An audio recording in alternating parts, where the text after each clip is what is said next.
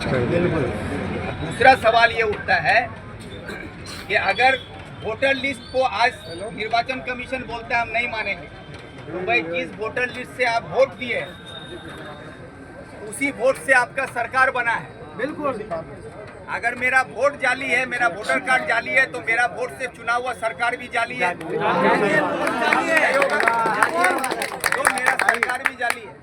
तो अगर मेरा वोटर कार्ड बातिल होगा तो मेरा वोट से बना हुआ सरकार को भी बातिल करना होगा। बिल्कुल ये होना चाहिए। बिल्कुल। दूसरा बात कि यही मोदी सरकार एक टाइम में बोल रहा था कि आधार कार्ड जो है वो बेकार है, इसका विरोध कर रहा था जब कांग्रेस आधार कार्ड का बात बोला था।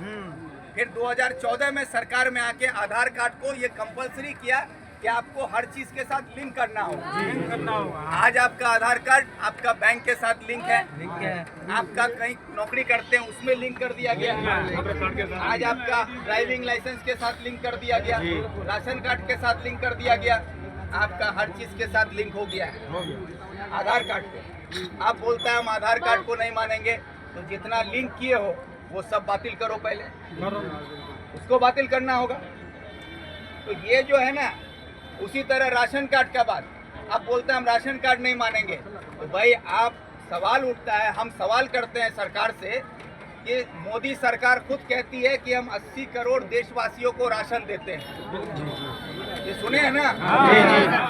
तो भाई 80 करोड़ देशवासियों को आप राशन देते हैं तो कैसे देते हैं? राशन कार्ड देख के ही न देते हैं। तो देशवासियों को ना 80 करोड़ बांग्लादेशी को आप राशन दे रहे हैं, नहीं 80 करोड़ हिंदुस्तानी को दे रहे हैं, और 80 करोड़ उसी को दे रहे हैं जिसके पास राशन कार्ड है। तो अगर आप 80 करोड़ आदमी को राशन दे रहे हैं और जिस आधार कार्ड के आधार पर आप राशन दे रहे हैं उसको आप नहीं मान रहे, तो ये 80 करोड़ राशन आप किसको बांट रहे हैं? उसका जवाब कौन देगा? सरकार देगा। तो इसीलिए हम कह रहे हैं कि सरकार के पास किसी भी सवाल का सही जवाब नहीं है, ना वो आपके राशन कार्ड के बारे में सही जवाब दे पाएगा, ना आपके आधार कार्ड को लेकर, ना आपका राशन कार्ड को लेकर, ना आपका वोटर कार्ड को लेकर। ये जो पुलिस आप पर ज्यादती कर रही है ये सिर्फ एक सियासी खेल है, और उसका मोहरा आप हैं और उसका जुल्म करने वाला पुलिस है। तो इसीलिए आपको इसको लेके परेशान होने की जरूरत नहीं है। ये फौरी तौर पर जो पुलिस हरकत कर रही है उसका कार्रवाई हो रहा है, और कल तक जो ज्यादती था अब धीरे धीरे वो कम हो रहा है। अब दबाव चारों तरफ से पड़ रहा है। अब चाहे वो हरियाणा में हो, चाहे वो उड़ीसा में हो, चाहे वो महाराष्ट्र में हो, जहाँ जहाँ ये हरकत शुरू किया गया था, जिस तेजी से ये चल रहा था, अब उसका रफ्तार धीरे धीरे कम हो रहा है। अब चुटपुट घटना सुनाई दे रहा है। क्यों? कि जो सोच के कर रहा था उसका मुकाबला हिंदुस्तान के लोगों ने एकजुट होकर करने के लिए अपना सीना सामने रख दिया कि हम मुकाबला करेंगे और डट के खड़े हो रहे हैं। अब हुकूमत प्रशासन जो है वो भी घबरा रही है कि ये हम कितना दिन ज्यादती करेंगे। एक बात हमेशा याद रखिएगा, जुल्म का उम्र जो है ज्यादा लंबा नहीं होता है, और जालिम जो है वो आप पर चाहे जितना भी जुल्म करे, लेकिन वो भी जानता है कि हम गलत कर रहे हैं। बिल्कुल। तो गलत वो भी है, वो जानकर कर रहा है। इससे आपको खड़े होने की जरूरत है, डट के खड़े रहिए। आपके साथ हम लोग हैं, कांग्रेस है, और हमारे लीडर अधीर रंजन चौधरी को भी हम यहाँ ला रहे हैं। बिल्कुल। वो भी यहाँ, कल आप हमको घुमाइए, परसों घूम के हम उनको लेके, हो सकता है 6 तारीख को उनको यहाँ पर हम बुलाएंगे। बिल्कुल। तो कहाँ कहाँ लाया जाएगा?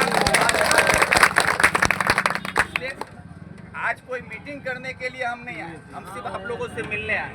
लेकिन ये सारी बात हम इसलिए बोल रहे हैं ताकि बहुत लोग डरे हुए हैं कि हमारा जन्म का कार्ड नहीं है, तो हमारे पास कागज नहीं है। तो आप लोग बेफिक्र रहिए कि सरकार खुद पार्लियामेंट में कानून पास किया है जिसका नाम है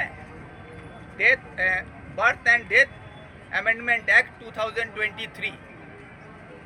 इसका है जन्म और मृत्यु का कानून में जो बदलाव लाया गया है 2023 में, उसी कानून के तहत बोला जा रहा है कि 1 अगस्त, ये सब याद सुन लीजिएगा अच्छे से, 1 अगस्त 2023, 11 अगस्त, पहला नहीं, 11 अगस्त 2023 को जो बच्चा पैदा हुआ या उसके बाद जो बच्चा पैदा हो रहा है, इन बच्चों का जन्म का सर्टिफिकेट होना जरूरी है।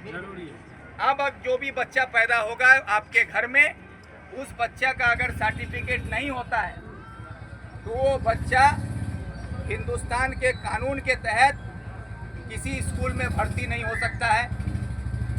कोई भी सरकारी सुजोग सुविधा उसको नहीं दिया जाएगा। किसी भी तरह का सरकार से मिलने वाला फायदा बिना बर्थ सर्टिफिकेट के नहीं होगा। ये कब से लागू हुआ? ये हुआ 11 अगस्त 2023 से। अभी 2025 है, 2 साल हो गए। उससे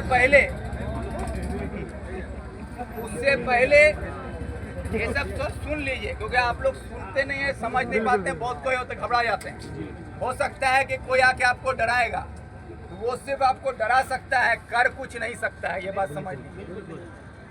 आप कमजोर हो सकते हैं, कहीं पर आप लाचार हो सकते हैं, लेकिन आप अगर डट के रहे तो वो आपका कुछ नहीं बिगाड़ सकते। इसलिए ये सब चीज़ को समझिएगा। कानून जो है वो आपके हक में है। हुकूमत हमारे हक में हो या नहीं हो, लेकिन देश का कानून अभी भी हम आवाम के हक में है। देश का संविधान आवाम के हक में है, और संविधान और कानून के तहत ही देश चलेगा।